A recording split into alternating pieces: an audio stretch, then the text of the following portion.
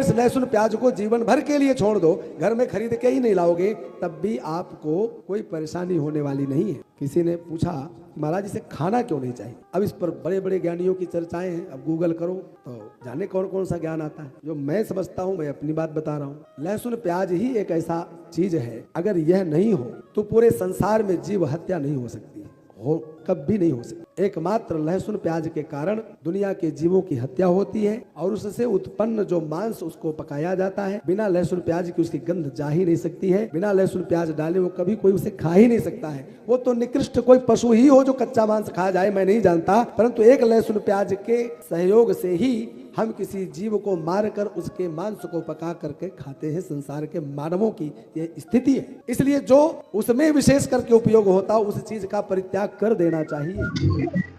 नमस्कार दर्शकों, आज फिर से एक और वीडियो में आप सभी के बीच में आप सभी को मैं बता दूं कि उमेश चंद्र शास्त्री जी महामूर्ख व्यक्ति है, महामूर्ख पखंडी है। क्योंकि वो बताते हैं कि जो भी मतलब कि लहसुन प्याज का सेवन करते हैं, अगर लहसुन प्याज का सेवन करना बंद हो जाए तो मांस खाना यानी कि जीव हत्या करना, जीव हत्या जो होता है वो भी बंद हो सकता है। प्याज लहसुन के वजह से जीव हत्या होता है, ऐसा उमेश चंद्र शास्त्री जी का कहना है।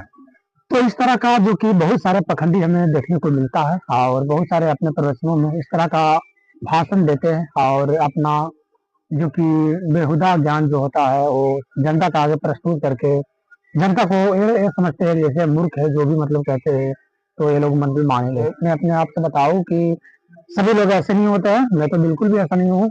उमेश चंद्र शास्त्री को अगर शास्त्रों का ज्ञान होता तो इस तरह का बकवास नहीं करता। कहता है कि लहसुन प्याज अगर नहीं खाया जाए तो जीव हत्या भी मतलब बंद हो जाता है। लहसुन प्याज के वजह से जीव हत्या होता है, इस तरह का उमेश चंद्र शास्त्री का कहना है। इस तरह का गुरु बहुत सारे हैं। इस तरह का गुरुओं को जो कि आप लोग जो कि बढ़ावा देते हैं, तो आप लोग जो कि कथा सुनते हैं इन जैसे गुरुओं को, इनको मतलब कि शब्दों पे बांध लगाया जाए और इसका मुंह बंद किया जाए, क्योंकि कुछ भी बोल देते हैं। और जहाँ तक मांस का बात रहा, मांस तो खाना ही नहीं चाहिए, मांस से राक्षस प्रवृत्ति लोगों का है। और इनका कहना है कि मतलब मांस जो कि खाते हैं लोग ज्यादा, लहसुन प्याज की जो ये चलन है इसके वजह से यह जो कि मांस को ज्यादा लोग खाते हैं और जीव हत्या हो रहा है। तो उमेश चंद्र शास्त्री का कहना है कि अगर व्रत भी हो, अगर किसी तरह का उपवास भी हो तो उसमें भी मतलब कि नहीं खाना चाहिए, व्रत में भी नहीं खाना चाहिए। तो मैं बता दूं व्रत के बारे में भी कि श्रीमद् भगवद गीता अध्याय नंबर 16 का श्लोक नंबर 23 में प्रमाण मिलता है कि उसमें लिखा हुआ कि अध्याय नंबर 16 का श्लोक नंबर 23 में लिखा है कि जो व्यक्ति शास्त्र विधि को त्याग कर अपनी इच्छा से मनमाना आचरण करता है उसे न तो कोई सुख प्राप्त होता है और न कोई सिद्धि प्राप्त होता है, यानी कि यूजलेस व्यर्थ हुआ। तुरंत अध्याय नंबर 16 का श्लोक नंबर 24 में कहा है कि कौन से साधना करना चाहिए और कौन से साधना न करना चाहिए, उसके लिए हमारे शास्त्र ही प्रमाण है। शास्त्रों के आधार से भक्ति विधि अगर हम लोग करते हैं तो हमें लाभ होता है, न कि शास्त्रों के बाहर से करने से होता है। हमारे शास्त्र प्रमाणित कौन से है?